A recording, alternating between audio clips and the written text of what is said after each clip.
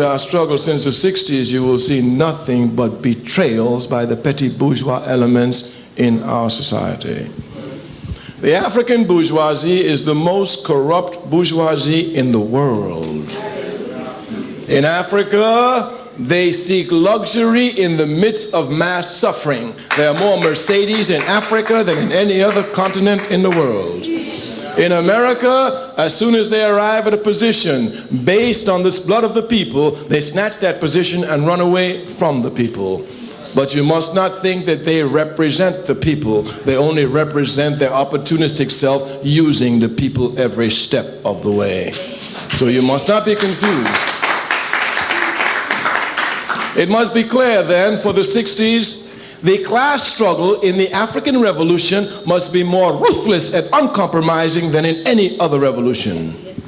Here then the masses must come without pity and without mercy to trample upon these reactionary pigs who, after the people have gained struggle through their blood, come to hand back the gains on a silver platter to the very enemy the people fought. This will come as a natural consequence. The people themselves are everywhere screaming that it's time for them to deal with these reactionary pigs. Even in America, they say, our leaders must be held accountable. They're only saying here that these people must be accountable to those who made it possible for them to get there. Thus, not only is the revolution inevitable, but it is clarifying itself and it is qualifying itself. For the African masses everywhere, the clairpoised position now for class struggle has become inevitable and irreversible. The petty bourgeoisie everywhere will be running for cover, but the masses will spare them not. Consequently, we who have dedicated our lives to the people's struggle, we who, knowing that the people will always be free, we, understanding that we must make a contribution to qualify our struggle since the 60s, have been dedicating all our energies to only one task: the organization of the masses of our people. The organization of the masses of our people. We are not running for mayor, we're not running for president. No changes can come from the top down. We're not stupid. Changes can only come from the bottom up. The masses and the masses alone can make them. If you want to learn something from the 60s, the lesson is simple: organize the masses of the people. Thank you. Instead of being the coordinated crystallization of the people's innermost aspirations, instead of being the most tangible, immediate product of popular mobilization, national consciousness is nothing but a crude, empty, fragile shell. The cracks in it explain how easy it is for young independent countries to switch back from nations to ethnic group and from state to tribe, a regression which is so terribly detrimental and prejudicial to the development of the nation and national unity. As we shall see, such shortcomings and dangers derive historically from the incapacity of the national bourgeoisie in underdeveloped countries to rationalize proper praxis in order words, their incapacity to attribute it to any reason. The characteristics, virtually endemic weakness of the underdeveloped country's national consciousness is not only the consequence of the colonized subject's mutilation of the colonial regime, it can be attributed to the apathy of the national bourgeoisie, its mediocrity, and its deeply cosmopolitan mentality. They want to be like the white folk. The national bourgeoisie, which takes over power at the end of the colonial regime, is an underdeveloped bourgeoisie. Its economic clout is practically zero, and in any case, no way commensurate with that of its metropolitan counterpart, which it intends replacing. In its willful narcissism, the national bourgeoisie has lulled itself into thinking that it can supplant the metropolitan bourgeoisie to its own advantage. But independence, which literally forces it back against the wall, triggers catastrophic reactions and obliges it to send out distress signals in the direction of the former metropolis. The business elite and university graduates, who make up the most educated category of the new nation, are identifiable by their small numbers, their concentration in the capital, and their occupations as traders, landowners, and professionals. The national bourgeoisie possesses neither industrious nor financiers. The national bourgeoisie in the underdeveloped countries is not geared to production, invention, creation, or work. All its energy is channeled into intermediary activities. Networking and scheming seems to be its underlying vocation. The national bourgeoisie as the psychology of a businessman, not that of a captain of industry. And it should go without saying that the rapacity of the colonists and the embargo system instilled by colonialism hardly left it any choice. Welcome back, welcome back, welcome back. Happy Monday, welcome back to On the Shoulders of Giants. I'm Joseph Ward, and we're continuing our reading of Frantz Fanon's book, Wretched of the Earth, picking up on chapter 3, which is the trials and tribulations of national consciousness. And we're starting off talking about the failures and the flaws and the selfishness and the sellout nature of members of the bourgeoisie who hold up the system of white supremacy, because they are dependent upon the system of white supremacy, because that's where they see their so-called individual independence, the individual success, the individual upward movement, right? So they will do what they need to do to get to where they need to go while selling out the masses. And these are the people who are in the positions that we count upon to advocate for us. So if they're advocating only for themselves, then who in turn are advocating for us, right? But at the same time, our leaders, as Stokely Carmichael said, our leaders should come from the grassroots. Our leaders shouldn't be given to us by our former oppressors. In the case of what we're reading about in this book, we're talking about African nations who found their independence from the colonizers, but still found themselves dependent upon the colonizers for their survival. Sounds familiar? We are no longer physically enslaved here in America, but our survival is 100% dependent upon the system of white supremacy here in America. We're dependent upon America, period, whether it's the system of white supremacy or not. We're dependent upon America for our survival. So how do we get here? Well, when you are underdeveloped and you're thrown out to be quote unquote independent, but you have no means of building yourself up and empowering yourself, you will be in need of the same people who just quote unquote liberated you. So how free are you really? Now, true freedom can be sought. Self-actualization can be attained, but you have to actually unify and work for it.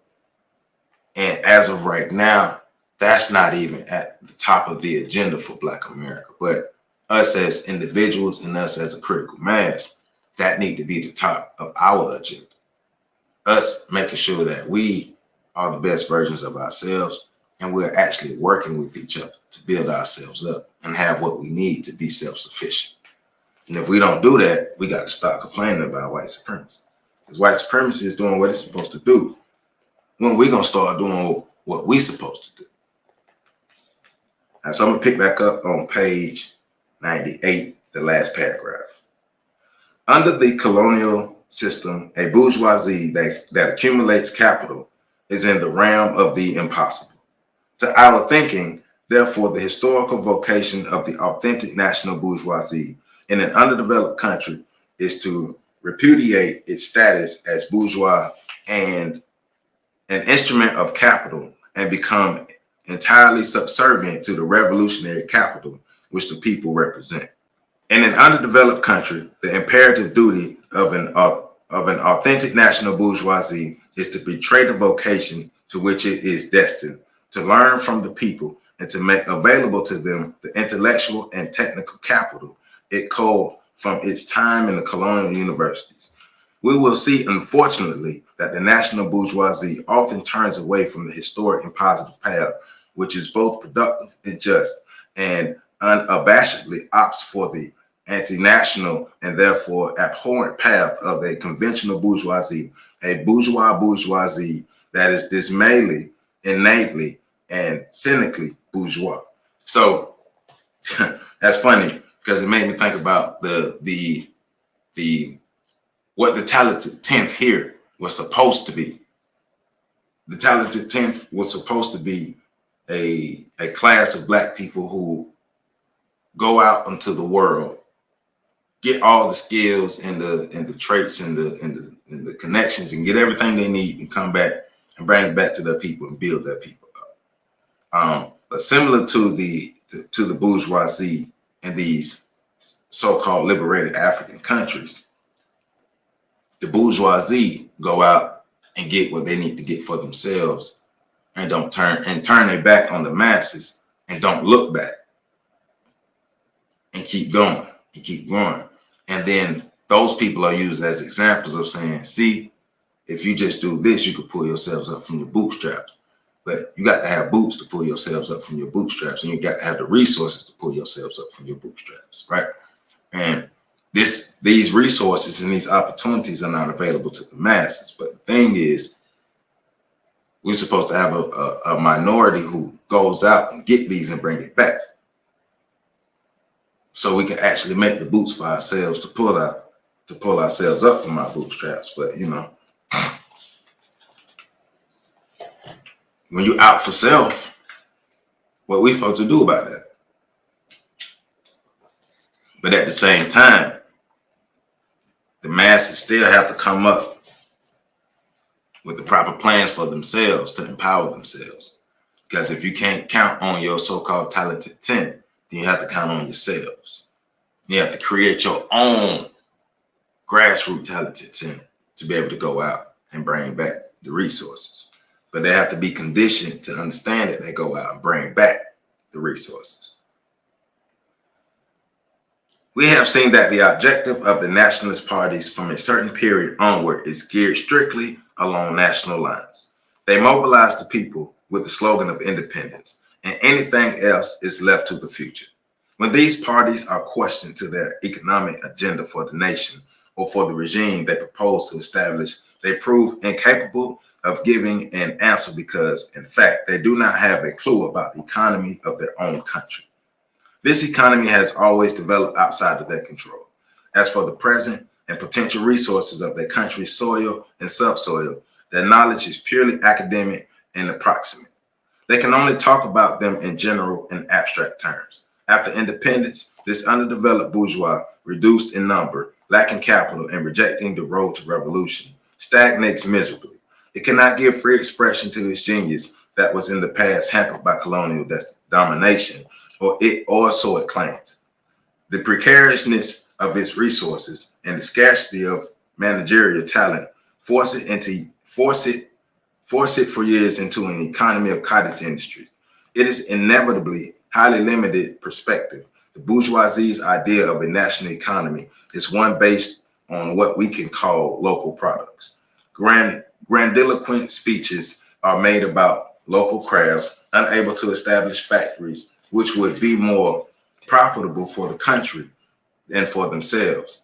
And bourgeoisie's cloak local artisanship and chauvinistic tenderness, which not only ties in with the new national dignity, but also ensures them substantial profits.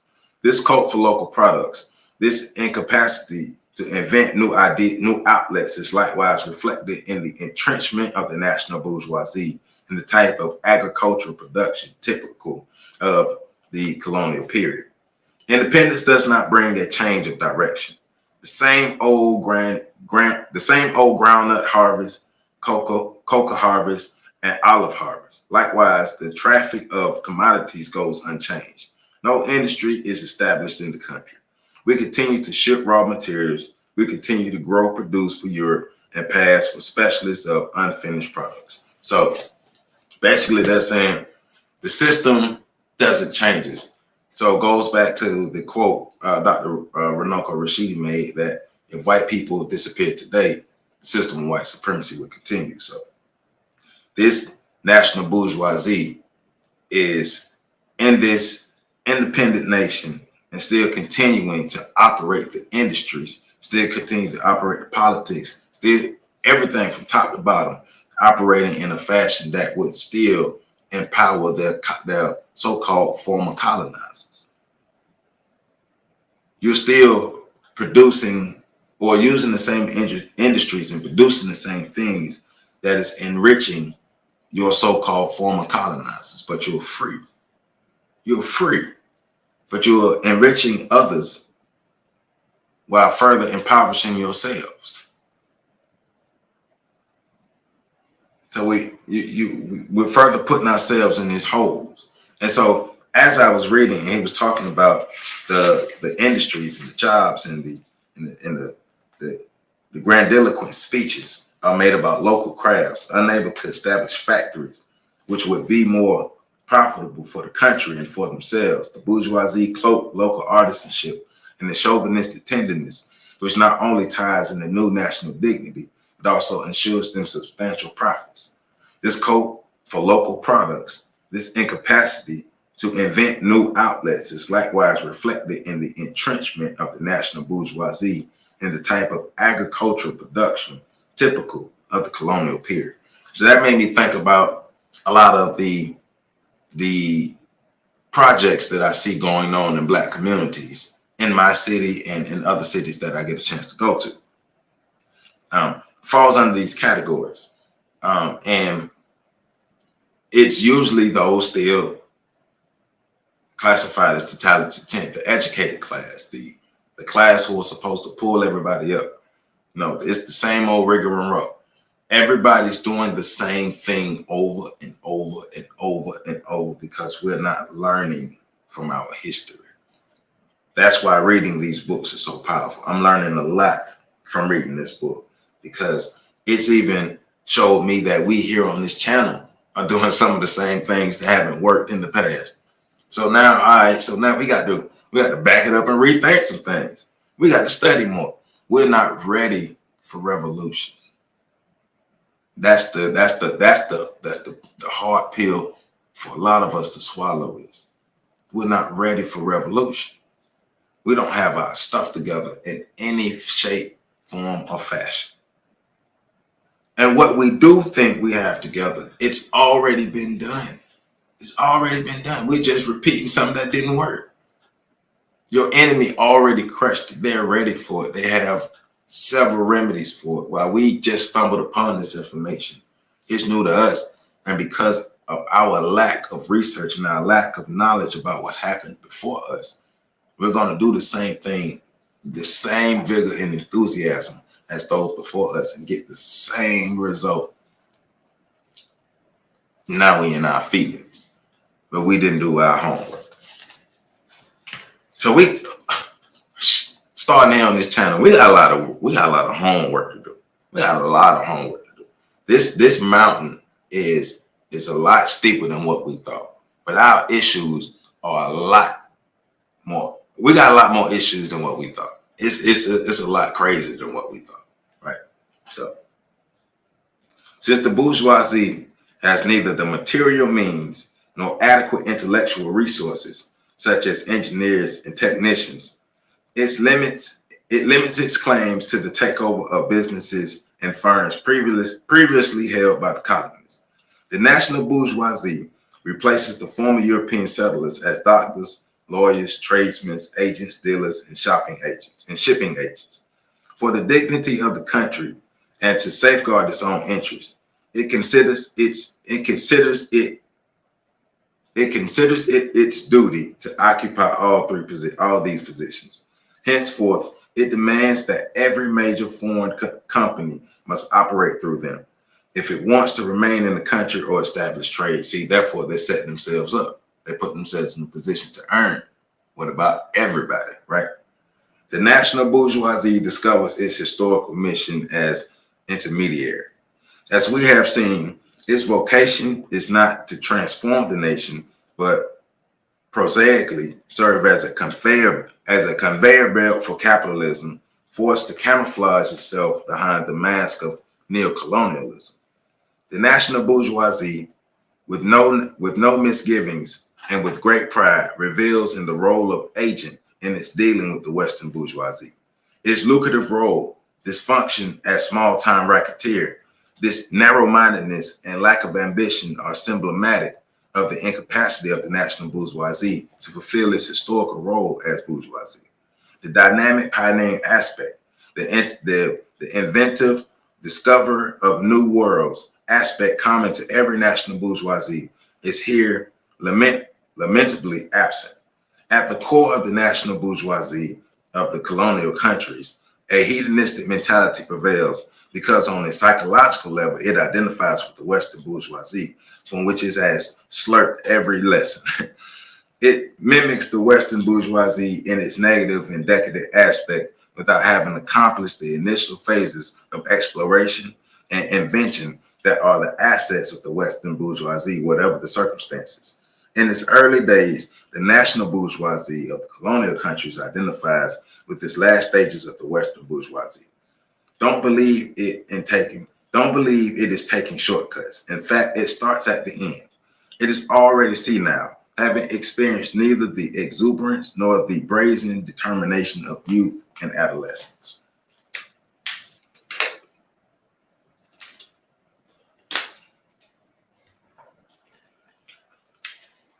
Without being able to produce for yourself, you would not be able to truly empower for yourself.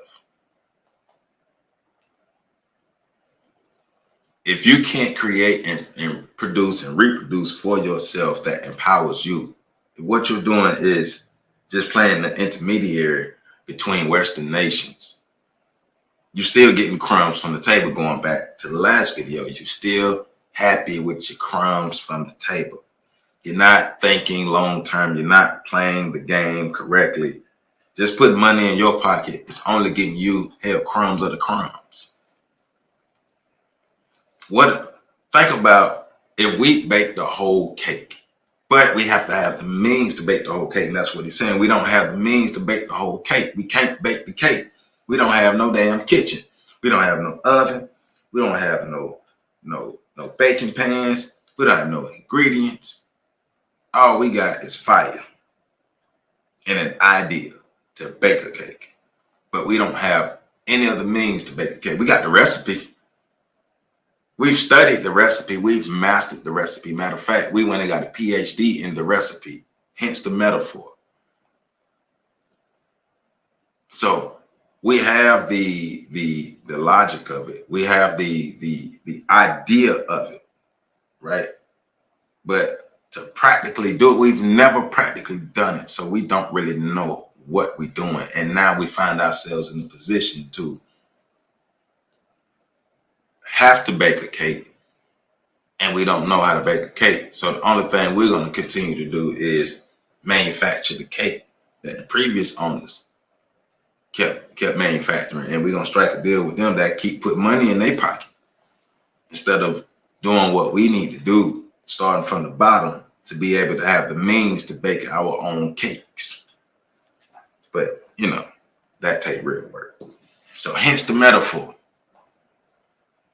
We don't have what we need to truly be independent people. So we have to start from the bottom and be willing to start from the bottom to build ourselves up to have what we need to be independent people. In its decadent aspect, the national bourgeoisie gets considerable help from the Western bourgeoisie, who happens to be tourists enamored of exoticism, hunting, and casinos. The national bourgeoisie establishes holiday resorts and playgrounds for the entertaining of the Western bourgeoisie. This sector goes by the name of tourism and becomes a national industry for the very purpose. We only have to look at what happens in Latin America if we want the proof of the way the ex-colonized bourgeoisie can be transformed into a party organizer. The casinos in Havana and Mexico City, the beaches of Rio, Copacabana, and Acapulco, the young Brazilian and Mexican girls, the 13-year-old mestizas are the scars of this deprivation of the national bourgeoisie. Because it is lacking in ideas, because it is inward looking, cut off from the people, shaped by its congenital incapacity to evaluate issues on the basis of the nation as a whole, the national bourgeoisie assumes the role of manager for the companies of the West and turns its country virtually into a bordello for Europe. Once again, we need to only look at the pitiful spectacle of certain republics in Latin America. U.S. businessmen, banking magnates, and technocrats jet down to the tropics and for a week to 10 days wallow in the sweet depravity of their private reserves. when you are poor and you are strapped and you are being led by a group of greedy people, you are going to get sold out in every way, shape, form, or fashion. And you are going to be in need of your oppressor like you've never been before. Because in order for the bourgeoisie to really eat, to really fatten their pockets, you have to lose more for them to gain more. And they have to do more business with them. Pay attention to in your city like I've been paying attention to in my city, right? Because like the black people in my city, we are we will be the metaphor for the liberated people, for the people who found themselves free, but we have nothing to really free ourselves to help us be an independent people. Now, with exception in America, we were building for ourselves, and our things were destroyed. And after segregation, we willingly gave up our stuff. So now we find ourselves here in 2024 in a position to where we are in need of our former oppressors to help us build ourselves up. So these things are worked through politics, right? So that's where the national bourgeoisie come in. So these things are worked through politics. So okay, so these politicians, they are the voice of the people. So they go so-called speak for the people, and money gets divided. So money gets divided, like here in my city, money gets divided, and specifically for the South Side, because the South Side has a great number of the black population, and the South Side is poverty stricken. So we have two major poverty stricken areas in our city, but the South Side. So money will be allocated to build up the South Side. But see, our lack of understanding of politics and our lack of power and resources always leaves us vulnerable and asked out, right? So money will get allocated to improve the South Side. So when we hear that, we think they are improving the actual black areas of the South Side where the black people reside. But no, they're saying we're going to help fix up areas that are geographically on the South Side, but still serve us, not y'all. We're not building up y'all areas, we're building up our areas. And your bourgeoisie is helping us build up our areas, and they're getting a cut as well. So certain areas of the South Side geographically that are still occupied by a good number of white people get improved, and areas in the South Side that are predominantly occupied by black people are further ignored. So the bourgeoisie once again came through and did what they do. Well, y'all got to win when I can win. The behavior of the national landowners is practically the same as that of the urban bourgeoisie. As soon as independence is proclaimed, the big farmers demand the naturalization of the agricultural holdings. Through a number of schemes, they managed to lay hands on the farms once owned by the colonists, thereby reinforcing their control over the region. But they make no attempt to diversify, increase production, or integrate it in a genuinely national economy. In such regions, initiatives are handled by the government. It is the government which approves them, encourages them, and finances them. The landed bourgeoisie refers to take the slightest risk. It is hostile to gambling and ventures. It has no intention of building upon sand. It demands solid investments and quick returns. The profit it pockets are enormous compared to the gross national product and are not reinvested. Its only mentality is to hoard its savings. This bourgeoisie, especially in the aftermath of independence, has no scruples depositing in foreign banks the profits it has made from the national reserves. Major sums, however, are invested for the sake of prestige in cars, villas, and all those ostentatious goods described by the economists as typical of an underdeveloped bourgeoisie. I got mine. Y'all need to get yours. See, y'all lazy. See, the problem is the rest of y'all are lazy. That's what it is. It's not that the bourgeoisie are, schemers and scammers and just taking money and doing what they do to fatten up their pockets. It's the rest of y'all are too lazy to work for y'all's. See, we got our boots and our bootstraps and we're pulling ourselves up. We out here working with, we're working with these colonists. See, these colonists, the colonizers, they really not that bad. The colonizers really good white folk. See, the problem is y'all just don't want to pull yourselves up by y'all bootstraps. And because y'all don't want to pull yourselves up by y'all bootstraps, y'all blame us. And then y'all call us bullshit, right? Because we go out and we work with these people. We work with these good white people. And then we make a way for us. What y'all didn't do, what y'all should have done, is made a way for y'all. But hey, we know y'all just hating on us because these white folk like us and they don't like y'all, and we got money in our pocket.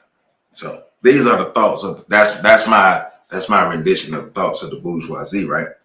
Because in their mind, they put themselves in position to win. The rest of us didn't. So if they could put themselves in the position to win coming from where they come from, why you can't put yourself in the position to win coming from where you come from? We all got the same chance to make it in this world. We hear that all the time, right? We hear that all the time. Whereas the demand for Africanization and Arabization of management by the bourgeoisie is not rooted in a genuine endeavor at nationalization, but merely corresponds to the transfer of power previously held by the foreigners, the masses make the very same demand at their own level, but limit the notion of African or Arab to territorial limits. Between the vibrant calls for African unity and this mass behavior inspired by the managerial class, a number of attitudes emerge. There is a constant pendulum motion between the African unity, which sinks deeper and deeper into oblivion, and a depressing return to the most heinous and violent type of chauvinism. So the more and more people try to push for a nationalization, the more and more people try to push for unity, the more and more people try to push for codification, the more and more we get resistance from those who are benefiting from the system. They will not give up their post. They will not give up their position. They will not give up their power. Why would they give up their power? Why? Because they are benefiting. So the more we push for unity, the more it's going to be hard for unity to happen because people are too ruggedly individual. Rugged individualism is one of the main things that has tore Black people apart globally. This is a mirror.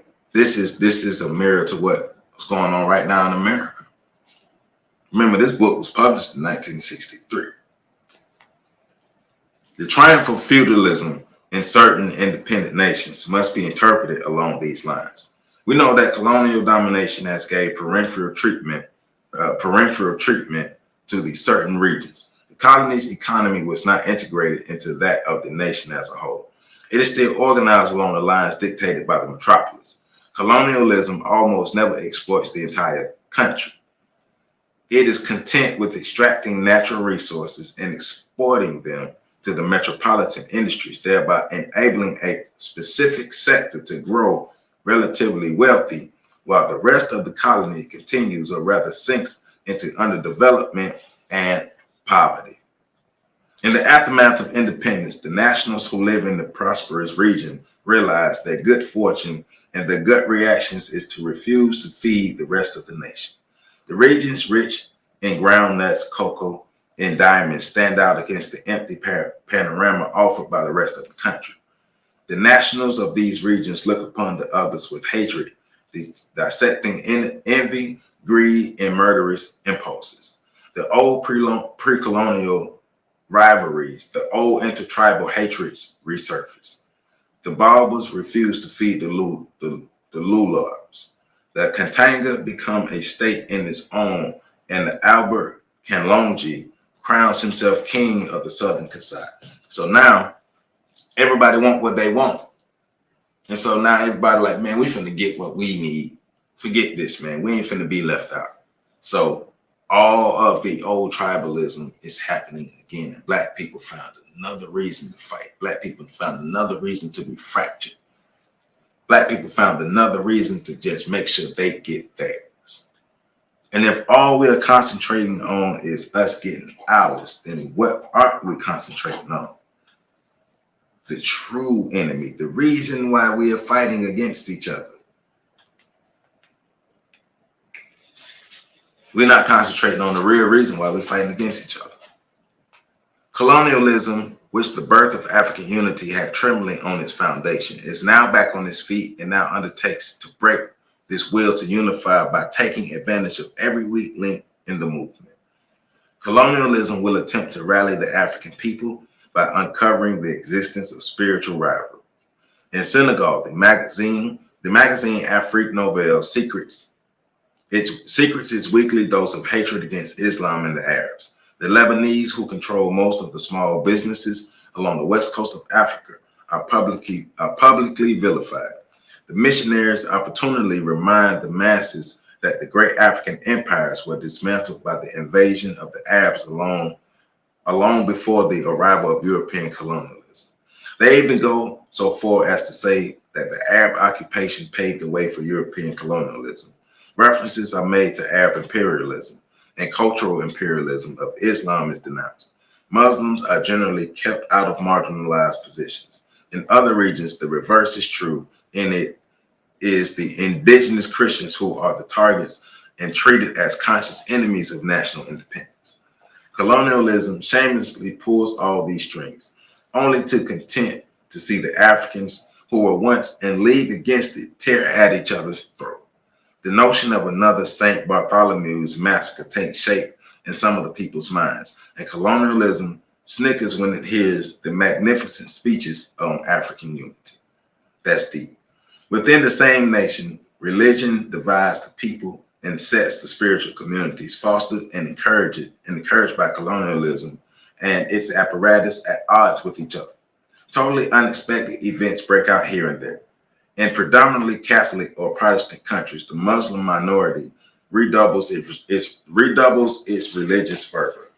Muslim festivals are revived, and Islam defends itself every inch of the way against the violent absolutism of the Catholic region. Ministers are heard telling individuals that if they are not content, they should go and live in Cairo. In some cases, American Protestantism transports its anti-Catholic prejudices onto African soil and uses religion to encourage tribal rivalries. Make them Negroes fight over anything that we can find to make them Negroes fight over, because one thing we know about them Negroes is they're going to fight. They're going to find a way to fight over anything. So, hey, let's tell them that Christianity is better than the Islam, and Islam is better than Judaism, and being light-skinned is being better than being dark-skinned, and being rich is better than being poor. And going to college, if you go to college especially, not just going to college, but if you go to a white college, then especially go to a white college, then you're a different type of black person than a black person who either went to one of them black colleges or a black person who didn't go to college, because the object is to make sure we make them Negroes fight about any and everything that they need to fight about. You need to drink Zephyr Hills water. No, you need to drink the Simon. No, you need to be 6 feet tall. No, you need to be 7 feet tall. No, you need to light left. You need to light right. Make them fight about any and everything, and they'll never, ever, ever concentrate on this. It's one of the greatest tricks we can ever come up with.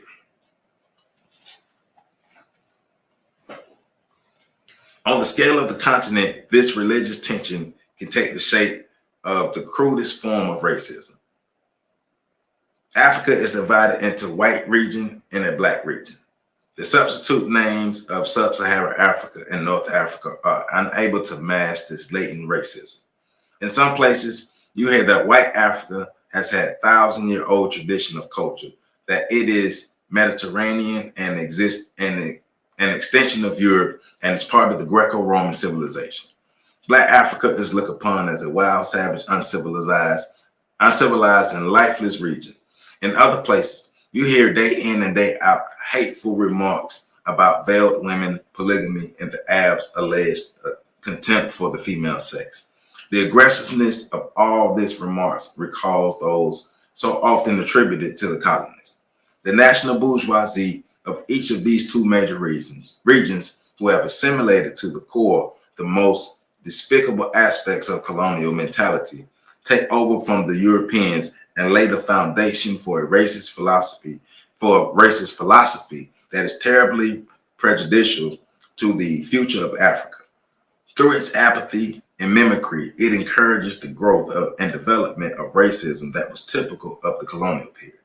It is hardly surprising then in a country which calls itself African to hear remarks that are nothing less than racist and to witness paternalistic behavior bitterly reminiscent of Paris, Brussels, or London. In certain regions of Africa, believing paternalism toward blacks and the obscene idea drawn from Western culture that the black race is impermeable to logic and science reign in all their nakedness. There are some places where black minorities are confined to semi-slavery, which justifies the caution, even distrust that countries of black Africa manifest toward the countries of white Africa. It is not unusual for a citizen of black Africa walking in the city of white Africa to hear children call them nigger, or to find the authorities speaking of him in pidgin. Separate by class. Yeah, so because racism works so well, because racism is entrenched and is doing this thing, we can further break them down. Within their own group, we're going to use class. And not only are we going to use class, we're going to use class in such a way that we can get them to focus on class and make classism the main issue for them, and they will overlook racism, not understanding that classism is an outgrowth of racism. That's what's happening to these African people. You're being divided by class. You're being divided by anything that they can find, but it's used under a caste system, a class system. If we can't see each other as the same, we will never be able to unify, but that's the goal. This is why we must understand that African unity can only be achieved under pressure and through leadership by the people, i.e. with total disregard for the interests of the bourgeoisie. Forget them folk. Forget the talented 10th. Forget the bourgeoisie. Forget the people who have not led us anywhere significant. Forget them. Grassroots is where it's at. If we're not pulling it from the grassroots, we ain't serious. The national bourgeoisie also proves incompetent in domestic politics and institutionally. In a certain number of underdeveloped countries, the parliamentary rules are fundamentally flawed, economically powerless, unable to establish coherent social relations. Based on the principle of class domination, the bourgeoisie chooses what seems to be the easiest solution, the single-party system. It does not possess yet the ease of conscience and serenity that only economic power and control of the state can give it. It does not establish a reassuring state for the citizens, but one in which is troubling. Instead of inspiring confidence, assuaging the fears of its citizens and cradling them with its power and discretion, the state, on the contrary, imposes itself in a spectacular manner, flaunts its authority, harasses, making it clear to its citizens they are in constant danger. The single party is the modern form of the bourgeoisie dictatorship, stripped of mask, makeup, and scruples, cynical in every aspect. We see you. We don't believe you. You need more people. We see you. Your manipulation is exposed. Your selfishness is exposed. We see what you're doing. But what we're going to do about it, that's the question. We see what you're doing, but what we're going to do about it? Because we can see him make speeches all day. But what we're going to do about it? The national bourgeoisie increasingly turns its back on the interior, on the realities of a country gone to waste, and looks toward the former metropolis and the foreign capitalists who secure its services. Since it has no intention of sharing its profits with the people or of letting them enjoy the rewards paid by the major foreign companies, it discovers the need for a popular leader whose dual role will be to stabilize the regime and perpetuate the domination of the bourgeoisie. The bourgeoisie dictatorship of the underdeveloped countries draws its strength from the existence of such a leader. We know that in the developed countries, the bourgeoisie dictatorship is the product of the bourgeoisie's economic power. In the underdeveloped countries, however, the local represents the moral force behind which the gaunt and the destitute bourgeoisie of the young nation decides to grow rich. The people who for years have seen him and heard him speak will follow from afar in a kind of dream. The leaders' tribulations with the colonial power spontaneously placed their trust in this patriot. Before independence, the leader, as a rule, personified the aspirations of the people: independence, political freedom, and national dignity. But in the aftermath of independence, far from actually embodying the needs of the people, far from establishing himself as the promoter of the actual dignity of the people, which is founded on bread, land, and putting the country back on their sacred hands, the leader will unmask his inner purpose to be the CEO of the company of profiteers, composed of a national bourgeoisie intent only on getting the most out of the situation. The sellouts are coming. Sellouts are here. They've been selling us out. Our so-called talented 10 have been selling us out. Our bourgeois class have been selling us out. Our so-called leaders have been selling us out. Some of these leaders were dashikis too, so don't get it fooled. Honest and sincere, though he may often be, in objective terms, the leader is the virulent champion of the now combined interest of the national bourgeoisie and the ex-colonial companies. His honesty, which is purely a frame of mind, gradually crumbles. The leader is out of touch with the masses, and he manages to convince himself they resent his authority and question the services that he has rendered to the country.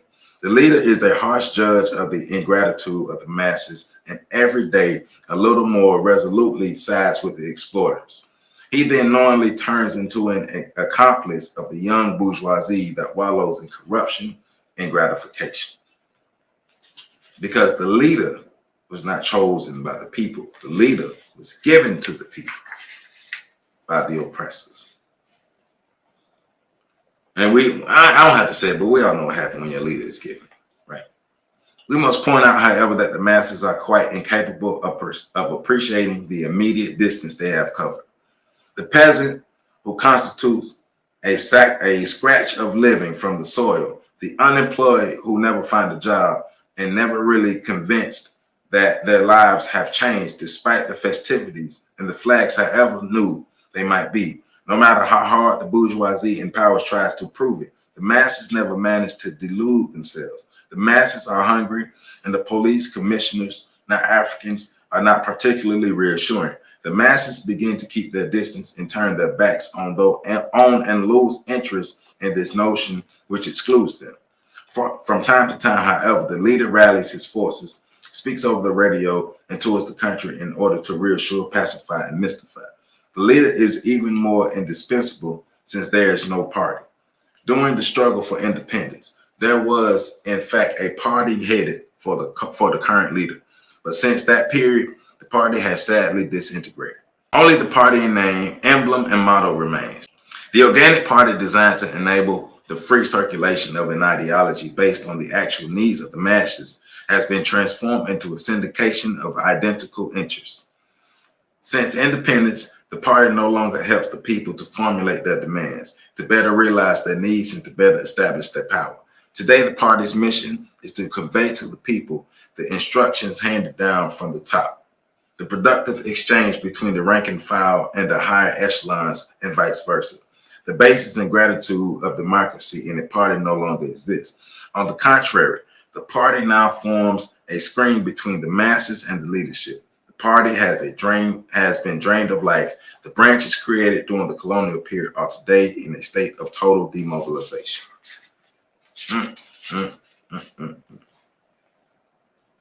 The bourgeoisie, which evolved in Europe, was able to elaborate an ideology while strengthening its own influence.